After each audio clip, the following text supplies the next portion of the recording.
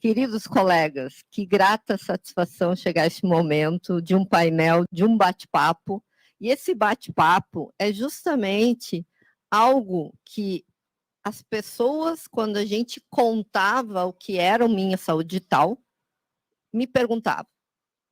E aí eu disse assim, eu vou fazer um painel para vocês perguntarem a eles, que são os agentes protagonistas deste case piloto que foi feito. Então, num primeiro momento, o iColab foi o orquestrador dessa rede. Como eu bem coloquei hoje de manhã, nós temos 9 instituições que participam deste projeto como um projeto de pesquisa CAPES. Inclusive, tem o doutor Alexandre, do Hospital Universitário de Santa Maria aqui, a própria Unicinos e todos os demais, Grupo Hospitalar Conceição, a Santa Casa. Então, todos eles participam de um projeto de pesquisa. O que nós vamos falar aqui, e eu gostaria que vocês já anotassem as suas perguntas para eles, é sobre o projeto piloto, porque não é só o conhecimento, mas é a execução do que nós aprendemos juntos durante essa jornada. E eu vou começar a pergunta para todos, tá? Cada um faz a sua abordagem, acho que isso é bacana, que as pessoas me perguntaram, Sandra, como você conseguiu colocar um hospital público, um hospital privado, um hospital filantrópico e uma operadora na mesma mesa para conversar? Então, passo isso para vocês aí, os dois instituições, e depois para a Ana eu tenho uma outra pergunta. Bom, primeiro, parabenizar este grupo e a todo o grupo de pesquisa pela iniciativa, pela participação durante todo esse período, né? São quase 3 anos, vamos dizer assim, né? Que nós nos unimos dentro de um propósito. Eu acho que esse é o primeiro ponto. Uma instituição é um CNPJ formada por vários CPFs, né? E o propósito do CPF tem que estar também dentro da instituição, alinhado a ela e alinhado a um objetivo pessoal de integração da saúde, compartilhamento de informações para um bom cuidado das pessoas. Eu acho que foi isso o grande motivador, né? A Sandra trouxe um desafio para um grupo, juntou esse grupo, né, Sandra? No sentido de que a gente poderia tentar levar tecnologia, saúde, né? Governança, que se discutiu muito nesse grupo, é o que nós vamos trafegar, que governança de dados nós vamos, que dados vamos compartilhar, as legislações pertinentes de poder ou não compartilhar informação. Então, acho que a iniciativa do grupo, no sentido do propósito dos CPFs que estão dentro deles, foi fundamental. Então, acho que esse é um bom recado para o grupo, que saímos das nossas zonas de conforto, de fazer algo do nosso dia a dia durante uma pandemia para tentar mudar o cenário de saúde. Plantar a sementinha para ver o que isso ia dar no final, né? E deu no resultado de um projeto piloto que a gente conseguiu ter uma linha do tempo ali, com o apoio do Diógenes, né, que foi um parceiraço nosso aí nesse projeto, de mostrar que é possível ter um cuidado coordenado, continuado de pacientes, integrando dados de instituições públicas e privadas, não só focado aqui de manhã, a gente viu o doutor Arthur falando, né, sobre o desafio do cuidado coordenado, da questão da visão hospitalocêntrica, né, que a gente estava discutindo isso, que faltam dados do restante da operação, e a gente foi buscar com a operadora, que tem uma característica bem ambulatorial, né, de atendimentos lá nos consultórios dos médicos e nas unidades de atenção integral à saúde, dados complementares para chegar nessa linha do tempo, né, que a gente conseguiu nesse piloto. É um piloto, não é a produção, né, mas que conseguiu conquistar, né? E mais uma vez a obstinação da Sandra, que conseguiu manter esse grupo unido durante esses 3 anos aí, fantástico, né?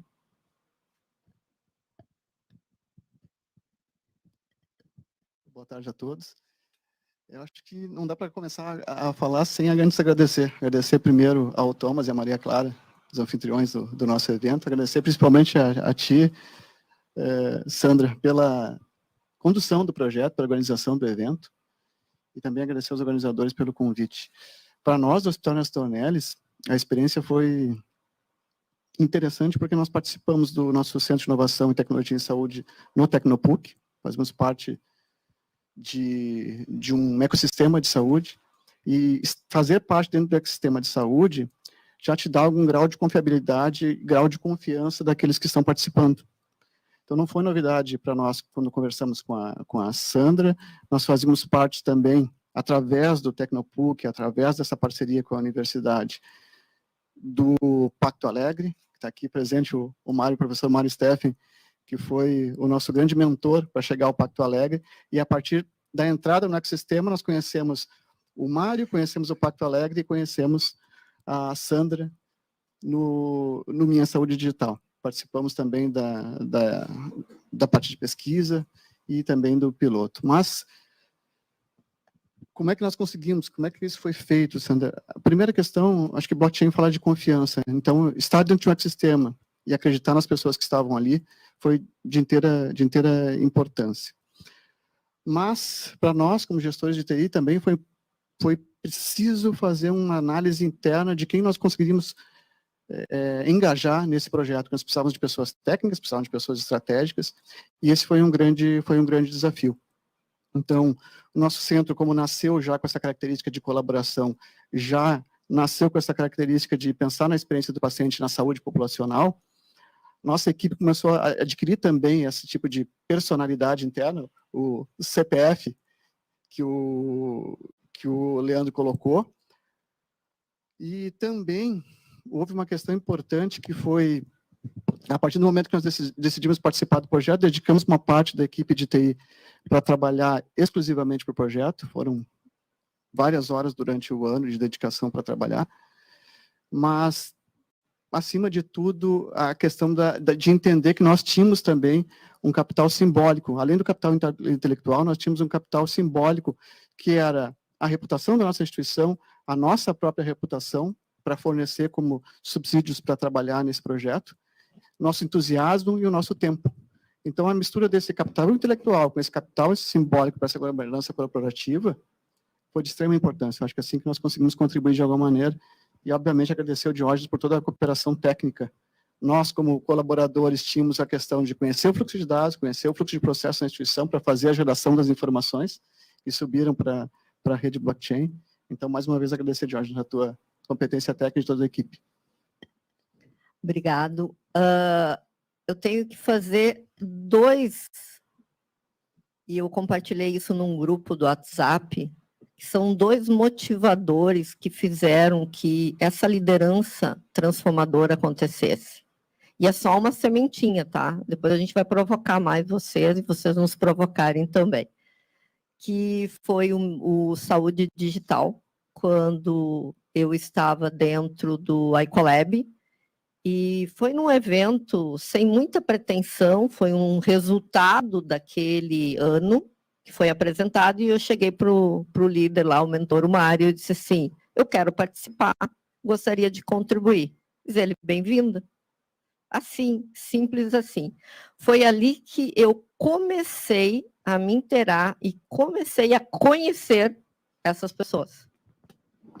Porque eu não tinha noção, tá? Porque eu nunca interagi com a área de saúde. Eu era da área de tecnologia.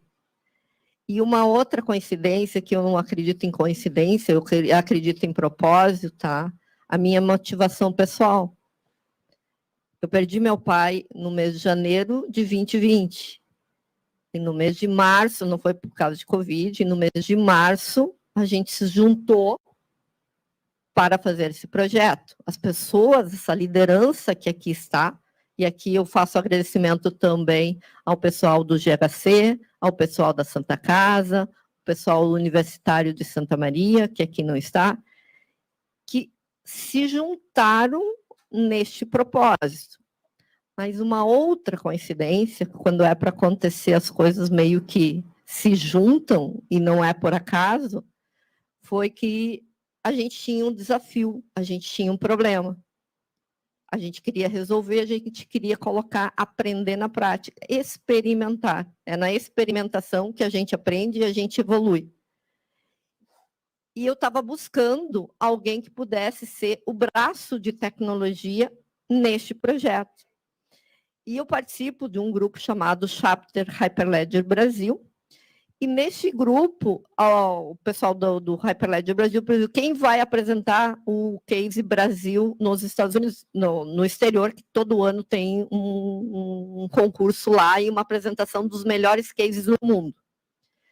E, óbvio, que eu não conhecia, o Diógenes respondeu, eu vou apresentar o case aqui. Quem é ele? Em off, me conectei com o Diógenes, e o Diógenes também, por propósito, se juntou a esse grupo que viabilizou isso que vocês acabaram de visualizar através. Então, a gratidão aí para o pessoal da IASES por estar junto e ter acreditado nisso. Ana, como você vê o profissional da saúde e os pacientes nessa consciência da saúde, dessa saúde que a gente está falando, que eles são foco, o empoderamento, porque a gente olha, tem o gestor, tem o médico e tem o paciente. Como é que você vê essa relação e essa maturidade de consciência desses profissionais? Então, tá. Primeiro, agradecer também, dizer que nós passamos por vários momentos, né, vários perrengues, vamos dizer assim, vários pontos críticos de resistência em toda essa trajetória. E a gente vinha lá do Pacto Alegre, assim, tentando realmente trabalhar e modificar o que a gente vê na área da saúde. E aproveitando que eu estou com o microfone na mão, poder também responder um pouquinho da pergunta que tu fizesse antes, porque foi uma das coisas que eu te comentei quando nós começamos, é a surpresa de colocar esses players todos, né, numa mesma mesa, e não só numa única vez, e sim durante 2, 3 anos, se encontrando semanalmente, virtualmente, é claro, mas e que foi um grupo que foi crescendo ao longo desse tempo e aonde nós passamos a ter todos os grandes expertises daí do país e acredito que tem muito a ver com aquele momento que a gente estava vivendo de mundo, né, aquele momento global, que é muito um sentimento de colaboração, né, e a Covid fez com que muitas pessoas se unissem e buscassem uma mudança no que a gente vinha vivendo dentro da área da saúde, e também poder dizer que quando eu conheci muito através da Sandra o blockchain, eu entendi, apesar de ser totalmente fora, né, não sou da área da tecnologia, eu entendi que o que tem por trás da tecnologia blockchain é uma nova forma de conduzir a humanidade, que é uma forma colaborativa, né, uma forma de relação entre nós, que é uma forma colaborativa, uma forma de confiança, e isso é o que nos move, né, porque a gente acabou de falar aqui, a gente está falando de tecnologia, um evento de tecnologia, e o que mais a gente, né, todos os palestrantes são unânimes em dizer que tecnologia não é o problema, né? Então, assim, a gente consegue ver que o maior problema está em quem conduz, né? O ser humano que está por trás de tudo isso. E aí, conseguindo te dizer um pouco do que me parece em relação a esse cenário, de novo, a gente lida com pessoas, né? Na nossa área, na área de saúde, a vida das pessoas, e eu conheço um pouco dessa história pessoal da Sandra, onde muitas vezes essas falhas que a gente tem, que eu diria que é muito mais de processos dentro dos serviços hoje, que fazem com que a gente perca vidas, né? Quando a gente erra na área da saúde, a gente perde pessoas, né? Então, isso é muito, muito, muito importante a ponto de nos motivar a fazer mudanças, e eu acredito muito no quanto a gente pode modificar, só que a mudança, ela tem que partir dessas pessoas que estão por trás aí da tecnologia, né? Os pacientes, eles precisam ser um agente de mudança, mas eles precisam de uma orientação, eles precisam de uma educação. em qualquer área que tenha na nossa frente, eu já fiz isso inúmeras vezes com pacientes minhas, perguntando o que essas pessoas, eu falo elas porque eu trabalho com 99% mulheres, tá? Então, assim, mas são pacientes em geral, eu sou mastologista, então trabalho muito com mulheres. Mas o quanto essas pessoas entendem que pode ser diferente a saúde. Se elas estão satisfeitas com a forma que elas usam a saúde, quando elas vão fazer um exame, quando elas vão fazer uma cirurgia. E o que eu tenho de resposta, muitas vezes, é um silêncio. Porque as pessoas, elas não conseguem nem fazer o pensamento de que poderia ser diferente. Tem toda uma questão cultural, quase, de que dentro do ambiente de saúde precisa ter um sofrimento. Eu preciso ir 2, 3 vezes, ligar várias vezes para conseguir um exame. Eu preciso esperar várias horas, várias semanas para conseguir determinado acesso ao sistema de saúde. E eu não estou falando só da rede pública. Então, eu entendo que a nossa maior ferramenta é essa formação, essa orientação, e cabe a nós, que somos da área da saúde, levar a essas pessoas qual é o benefício que elas vão ter e como elas vão fazer. Eu tive vários exemplos durante a pandemia, com as teleconsultas, por exemplo, coisas básicas que nós, profissionais de saúde, precisávamos ajudar. A luz, a forma como usar uma tecnologia, como acessar um determinado serviço, em clicar num determinado link.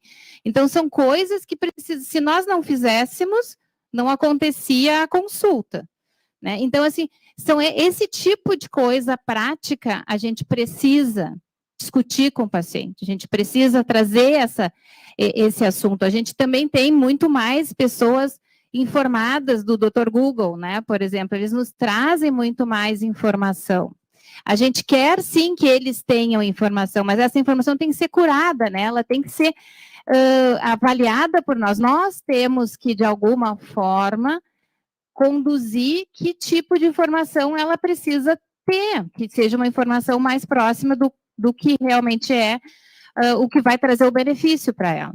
E do ponto de vista do profissional de saúde, eu vivi muito o que eu ouvi aqui a Tatiana contando, que era aquela digitalização, aquela web 1.0, aonde nós simplesmente não fizemos, do ponto de vista analítico, a gente não fez nenhuma pergunta em relação a está tudo ok, a gente precisa fazer alguma modificação. Não, a gente simplesmente transformou os processos que existiam em digitais. Então, de um dia para o outro, em diferentes serviços que eu trabalho, nós paramos de ter papel. Foi isso que mudou. Nós tínhamos telas. Ao invés de eu preencher, na hora de uma cirurgia, 15 papéis ou 20, eu preenchia 15 ou 20 telas. Isso é o que a gente precisa, e eu entendo que a gente precisa discutir se a gente realmente quer fazer uma mudança, porque o que a gente está falando aqui é de inovação. A gente tem que esquecer a forma antiga e pensar em novas formas. O Diógenes trouxe aqui diferentes formas, a Tatiana trouxe outras que estão, né? O blockchain é uma forma que nos mostra a possibilidade de que cada um com a sua pecinha juntos somos mais fortes, né? Então, eu penso que é muito por aí, sabe? Eu acho que a gente precisa ter uma discussão do que está por trás, né? E deixar de gastar tanta energia, né? Porque a gente tem, graças a Deus, várias pessoas que fazem a parte da tecnologia por nós, mas a gente poder pensar em que momento, de que maneira, né? Agora mesmo eu estou indo amanhã para São Paulo para o Congresso Brasileiro de Experiência do Paciente, é o primeiro Congresso de Experiência do Paciente. Nós somos fundadores da Sociedade Brasileira de Experiência do Paciente, oriundos do Sírio-Libanês, e a gente tem justamente esse propósito de poder trazer a discussão. Acho que antes de qualquer movimento, a gente tem que ter o questionamento, é a questão da análise que a gente estava falando aqui do pensamento analítico. A gente precisa questionar se a forma como a gente vem entregando saúde, a forma como a gente vem consumindo saúde, está bem para nós, né? E como que a gente pode fazer essas mudanças, e são pequenas mudanças inicialmente que a gente pode fazer. Então, eu diria que é por aí, tá, Sandra? Bem por aí. na verdade, o paciente ser menos paciente e mais agente junto com a gente de mudanças, Sem né? dúvida. E nós, profissionais de saúde, a gente poder ter condições de olhar para o olho daquele paciente, que eu digo assim, ó, meu sonho dourado é não precisar escrever mais nada, não ter mais tela para ficar preenchendo, e poder olhar para o olho do meu paciente e poder ter uma conversa e não perder 2/3 do meu tempo sendo um data manager, né? Eu só coloco informações, imputando dados, avaliando dados, através de telas de computador. Obrigada, Ana. Pessoal, fico super à vontade, só levanto a mão aí, interagindo. O painel é interativo, tá? Eu vou fazendo perguntas até que surge por perguntas de vocês aí. Eu gostaria de passar também para vocês, Ana, Luiz e Leandro. Durante a nossa jornada, tá? Eu lembro desde os primeiros momentos até o momento da entrega do projeto. O que marcou para vocês? O que realmente foi desafiador? O que foi um fator potencializador dentro dessa jornada, vamos dizer assim, até a gente alcançar o que a gente alcançou? Eu posso dizer, Sandra, e aí eu volto um pouquinho ali para a fala inicial, foi o entendimento entre as instituições, porque existe uma relação estabelecida, né, entre uma operadora de plano de saúde, o prestador de serviço de saúde, né, um hospital público, né, tínhamos discussões com o hospital de clínicas, com o hospital Santa Casa, com hospitais privados. Então, tirar essas amarras para sentar na mesa para conversar. E isso se tangibilizou, eu até dei risada sozinho quando a gente foi revisando os documentos que a gente gerou desse projeto, no momento em que a gente olha como a gente escreveu a governança desse grupo, né? Estávamos todos acordados já durante muito tempo trabalhando no projeto, toda quinta-feira se unindo, decidindo para que caminho nós iríamos guiar, perguntando para a área da saúde quais eram os padrões. Então se montou um grupo de governança clínica ali, liderado pela doutora Ana, doutor Claire, para discutir que dado de saúde que era útil para eles, né? Porque a gente só vai entregar o dado útil, né? E aí, no meio da conversa, a gente entrega para o board, né, para os nossos decisores das empresas, da Unimed, da Santa Casa, de todos os hospitais, né, quais eram as restrições, porque a gente já sabia o que era comum entre nós. Estava bem claro o que era comum, foi fácil escrever o que a gente queria como comum, né, que era entregar uma saúde para dar cuidado continuado aos pacientes. Esse era o foco, né, tem uma linha do tempo ali, como o Diógenes comentou. E aí, do primeiro slide de governança, de estratégia da governança, foi a não participação de operadores de saúde. Foi o primeiro veio do board isso, era de dar risada junto, né, porque a gente está trabalhando quase um ano junto. Agora, né, e aí, claro, é porque a relação que está no board, né, por isso que eu digo o CPF e o CNPJ, né, são CPFs que ajudam a essa mudança, né, que é o pensamento da mudança do conceito de comprador, pagador, né, de aperto de negociação. A gente tirou tudo isso da mesa, tudo isso foi tirado da mesa com o objetivo de que o paciente é um só, né, e que todos nós precisamos dar cuidado a ele. Isso é bom para a operação da operadora, é bom para os médicos da operadora que dão lá o suporte no dia a dia do paciente, para os médicos do SUS, né, do serviço de saúde, porque esse paciente circula por todos os ambientes, né, existem processos aí de ressarcimento ao SUS para as operadoras. Então o paciente de operadora não é exclusivo de uma operadora, ele é do Sistema Único de Saúde também. Então tem toda essa relação de troca. Então foi bacana olhar para isso e ver essa história, né? Aí o colega foi lá, levou de volta para o board, gente, agora é tarde, já assinamos inclusive um acordo, né, de cooperação, tá lá junto a CAPES. Então é esse tipo de coisa que a gente sofre, as resistências do projeto, né, que a gente trazendo aqui, já dizendo o que são as resistências.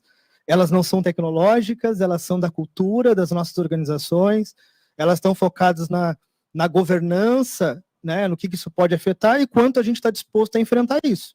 Por isso que o CPF tem que estar disposto a enfrentar isso, a defender. Quantas vezes a Sandra falava, agora é com vocês, defendam lá, não era, Sandra? Defendam lá com o board de vocês o que a gente falou aqui nessa sala. E era esse o trabalho desse grupo aqui, né? Técnicos, gestores, médicos, né? Trabalhando nessa defesa. Eu diria para vocês que esse foi o principal desafio do grupo, né? Porque tecnológico estava resolvido. A gente já tinha case na RNDS, né? Já tinha alguns participantes externos participando, ensinando para a gente, a HL7, a equipe aí da RNDS, né? Tivemos participação do poder público também em alguns momentos, né, na discussão, mas o grupo teve um propósito e levou ele até o fim. Eu acho que esse é o exemplo que a gente precisa trazer, né, nesse trabalho de 2 anos e meio, motivados também pela pandemia, sensibilizados, né? Eu acho que isso faz parte do todo, né? Não dá para saber o quanto a pandemia influenciou ou não nesses fatores motivadores nossos de colaboração, mas agora a gente vê o quanto isso é necessário, né? Luiz, o que dentro do Ernesto Dornelles, vamos dizer assim, eu lembro também de um outro desafio que foi cada hospital fala uma língua. Fala inglês, outro fala japonês e o paciente não está tentando querer entender as suas informações. Quais foram os desafios que a gente teve de normatização desses dados durante o projeto com todas as instituições?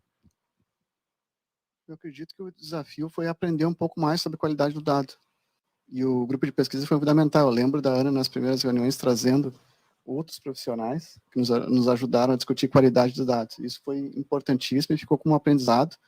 E aí acredito que ainda falta disseminar essa importância da qualidade do dado para os profissionais de saúde, todos que atuam conosco, médicos, fisioterapeutas, nutricionistas, enfim, farmacêuticos, porque talvez eles não tenham a cabeça pensando nessa questão dos dados abertos em saúde, de Open Health.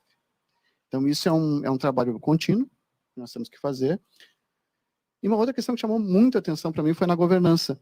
Não houve em nenhum momento falta de legitimidade de nenhum membro do grupo. Ou seja, não houve superioridade de nenhum membro. Eu sou um operador, então eu quero falar mais alto. Eu sou um hospital público, então eu preciso falar mais alto. Ou sou privado, tenho tantos pacientes, atendo tantos pacientes por mês, o meu número fala mais alto. Não houve em nenhum momento isso. Nenhum momento isso aconteceu. Bem lembrado, Liz, é verdade, né? Não é os números, o tamanho que realmente a governança foi estabelecida. Bem no modelo de DAO aqui, que já foi colocado, na verdade, todo mundo tem seu voto dentro do objetivo de que se propõe a DAO, né? Exato. E eu atribuo isso as pessoas que estavam conosco assumiram esse papel de orquestradores, de agentes de inovação e que tinham que defender. Muitas vezes, eu lembro, por exemplo, na nossa instituição, sempre quando tu leva um assunto que tem dados para decisão, ou seja, vamos compartilhar dados com quem? Obviamente que vem a preocupação. Estamos compartilhando dados, isso é seguro? Como é que vocês vão anonimizar? O que vai ser feito? Então, isso foi discutido, e aí a gente chama de fricção ou tensão, eu chamo de tensão, essa tensão entre alguém que vai tomar decisão e tem uma cabeça mais disruptiva, ou alguém que é um pouco mais conservador e com razão sobre a questão de segurança de dados, precisam ser ouvidas, e que bom que a gente conseguiu convencê-los. Acho que esse mérito é nosso, de ter agido como agente de inovação. Na verdade, são líderes transformadores, né? Exatamente. O papel deles no projeto era de um líder, mas eles tinham que levar essa transformação para dentro das organizações. Então, eles tinham um desafio duplo. Além de buscar, a gente sempre falava do mínimo denominador comum aqui, eles tinham que levar isso e convencer dentro da organização. Ana, falamos muito de soberania dos dados hoje. E aí? Pois eu estava também pensando nesse desafio aí que tu colocasse, e uma das coisas tem a ver bem com isso, que como nós estávamos fazendo no âmbito do Covid, o grupo da área de saúde fez uma pesquisa nos hospitais que estavam dentro desse consórcio, onde a gente foi buscando entender como que esses dados estavam, né? De que forma eles eram gerados, como é que eles circulavam no fluxo de cada serviço. E esse foi um dos pontos assim que nos fez ficar assim impactados, porque a gente viu que assim o município falava de um jeito, né, o estado do outro, a federação de outro, e os hospitais tinham critérios diferentes com relação à duplicidade de informação, uma série de heterogeneidades, vamos dizer assim, de critérios, fizeram com que a gente pensasse assim, como que a gente vai fazer? O dado é fundamental, mas a gente sabe hoje que 70%, infelizmente, dos dados não são aproveitáveis, falando no nível de pesquisa, por exemplo, e que a gente precisaria achar uma forma de utilizar um dado que fosse confiável, né? Um dado que fosse passível de ser lido, porque foi um dos pontos também que mais no final do piloto a gente precisou olhar o dado que transitava entre os diferentes serviços, os diferentes sistemas, ele estava numa forma que, se chegasse para nós, profissionais de saúde, a gente não conseguiria ler, a gente não conseguiria aproveitá-lo, né? E a gente procurou, então, formatá-lo, trazer ele para um modelo que já é dentro do que, pelo menos, nós, profissionais de saúde, já estamos acostumados. Por exemplo, um formato que nem um sumário de alta, assim, né? Com o SOAP, um formato que a gente sabe que tem toda uma padronização para sistemas, né, de dados de saúde. A gente procurou, então, trabalhar num conjunto mínimo de dados, a gente procurou trabalhar de um modelo aonde qualquer profissional daqui do mundo inteiro pudesse entender o que estava ali, né? Por mais que a gente mostrou que é possível transitar o dado, esse dado precisava ser lido, né, pela área da saúde. Alguém quer fazer alguma pergunta? O mais interessante é vocês perguntarem, a gente já sabe.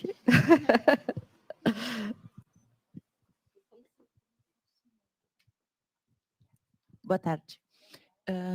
Eu tenho curiosidade em saber, assim, a prática do piloto, né? Como é que foi, como é que envolveu as instituições e se houve assim, um envolvimento direto com os pacientes, ou se foi algo que ficou só no nível das instituições mesmo?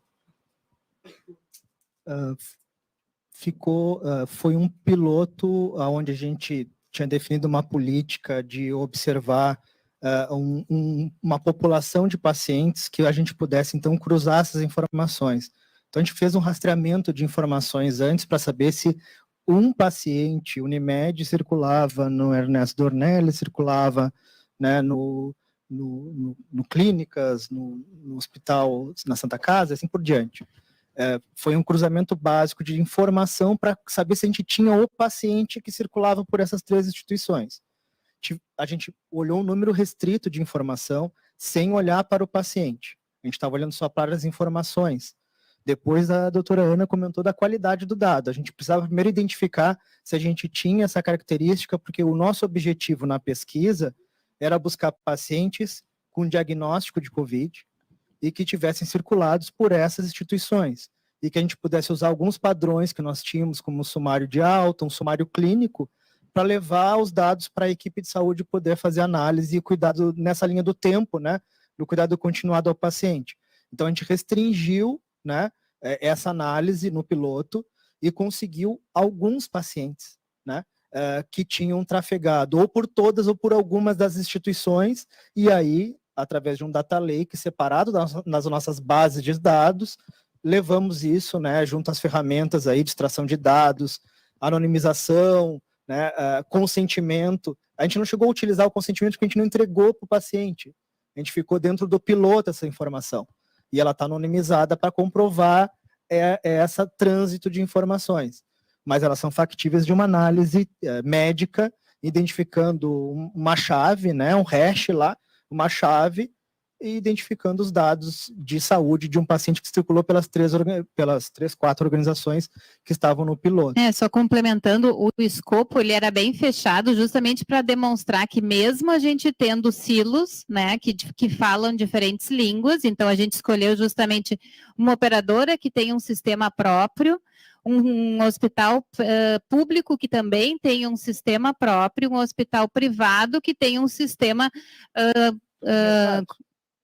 proprietário também, mas é um dos vários sistemas que os hospitais no país utilizam, para que a gente conseguisse justamente demonstrar como uma prova de conceito a possibilidade de que se fazer uma interlíngua entre eles, né, as pontes assim, entre eles, para que a gente pudesse realmente ler, porque não adiantava só passar, né? A gente conseguiu demonstrar tecnicamente que era possível construir essas pontes e depois tratar esse dado de uma forma usando a padronização de dados de saúde para que os profissionais de saúde pudessem ler, né? E nessa primeira fase não tinha ainda a participação efetiva do paciente. Esse projeto ele continua, né? A gente iniciou com a primeira parte. A primeira parte é transitar o dado entre os serviços, né? E demonstrar que é possível, né? De novo, a gente está aqui chegando à conclusão de que tecnologia não é o problema, né? A questão vai ser um pouco mais atrás para que a gente possa, quem atua atrás, quem faz o dado, quem depois lê esse dado, é que precisa participar. Tu vê, assim, eu sou uma profissional de saúde que tenho o privilégio de estar vivendo isso, então na hora que eu vou produzir o meu dado, eu tenho isso na minha cabeça, e a gente poder levar isso para os meus pares, né, para as pessoas dos profissionais de saúde é que é interessante. Uma das coisas que a gente comenta muito é a transversalidade dessa informação, no sentido assim de podermos levar isso em congressos, porque todas as áreas, né, gente, não é só numa área da saúde, é em todas as áreas, e isso tem que ser transversal. Então, essa conversa sobre inovação, essa conversa sobre esse novo modelo de saúde, ele precisa ser discutido em todos os encontros onde se discute muitas vezes o que a gente discute em congresso, né? Mas que a gente possa discutir a inovação do dado, que é um assunto transversal, né? Perfeito. Essa jornada, né, da Web 2 para a Web 3 não é um caminho simples e rápido. É uma jornada. E passa justamente por educação, passa por as pessoas realmente quererem fazer isso, e é um movimento. E esse movimento, ele acontece aos poucos, e às vezes a gente até nem sabe, daqui a pouco ele acontece de maneira muito mais rápida.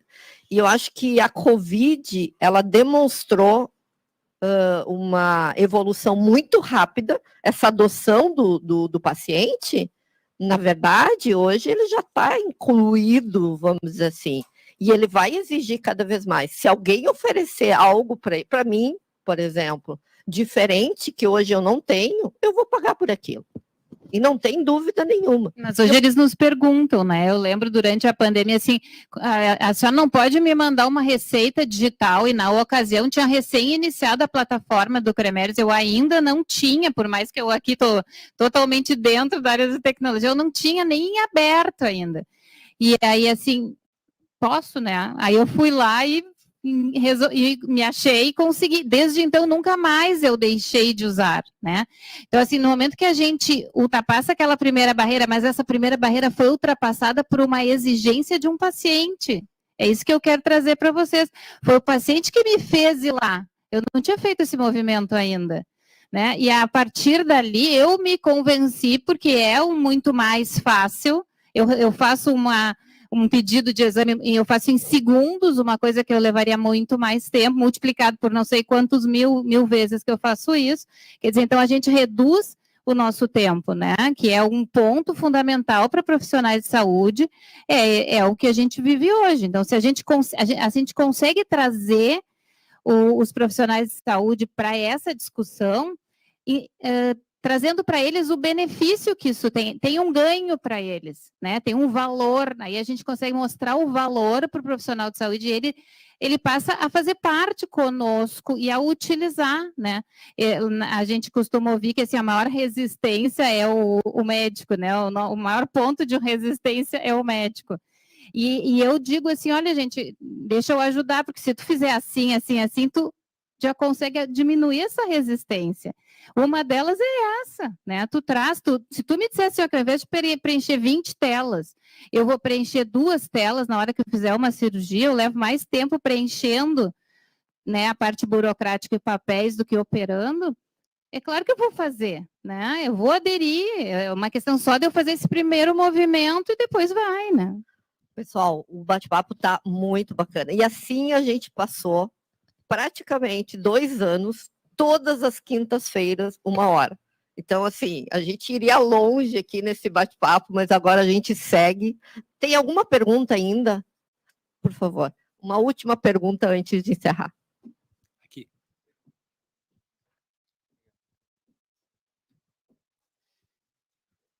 Olá. Eu gostaria de saber como seria resolvido essa problemática de obtenção de dados, da qualidade dos dados também, num ponto de vista de obtenção mesmo. Por exemplo, há um tempo atrás, até conversei com a Renata hoje sobre isso, que tinha um fornecedor trazendo monitor novo para o hospital, para a Santa Casa, e daí ele estava dando toda uma explicação que ele capta todos os dados, manda via internet, faz uma média aritmética, faz ondas, te dá todo um arcabouço. E daí eu perguntei, tá, ele é compatível com o TASI, que é o sistema da Santa Casa? Não, não é. Então, para que tu vai pegar e pagar mais em algo que tu não vai ter um ganho, né? Daí até perguntei na época também para gestão o que poderia ser feito. Eles disseram que era muito caro realizar essa troca de monitores para um que recebesse os dados do paciente, enviassem todos para o TASI, e que financeiramente, então, era inviável. Eu posso te falar algo mais genérico nesse caso, né, por não conhecer especificamente esse caso, mas em todo momento que a gente trabalha com dados e análise, a primeira pergunta que a gente faz é a utilidade da informação. Temos que olhar para a utilidade dessa informação para quem vai usar no final e quem vai tomar a decisão. Foi praticamente isso que a gente viu hoje o dia inteiro, né? Dos colegas falando sobre isso, né?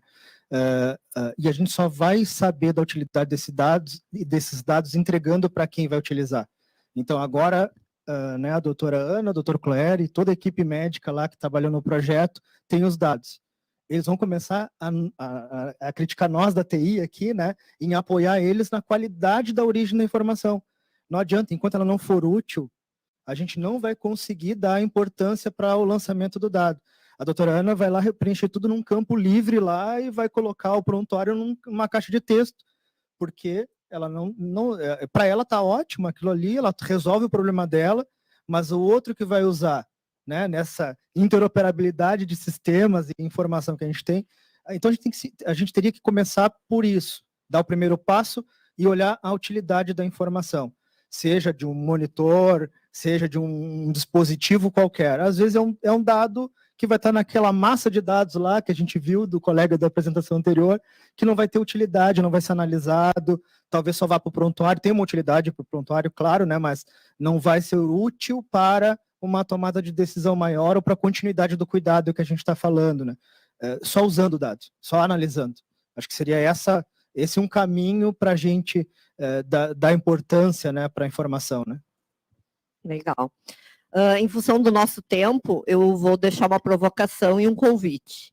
A reflexão do dia de hoje, né? Agora a gente encerra com o Ministério da Saúde, é importante a gente também questionar o que está, e eles vão trazer uma abordagem de Open Health e ciência aberta para inovar, e eu acho que é um diferencial fantástico essa visão, e também dizer que o Minha Saúde Digital está aberto para qualquer instituição, para qualquer clínica que deseja fazer isso, que a gente começou, mas estamos abertos porque aqui o nosso propósito é colaboração e gerar benefício para a sociedade, para as instituições, para o médico e para o governo, para todos. Muito obrigado e obrigado aos painelistas aqui. Te agradeço.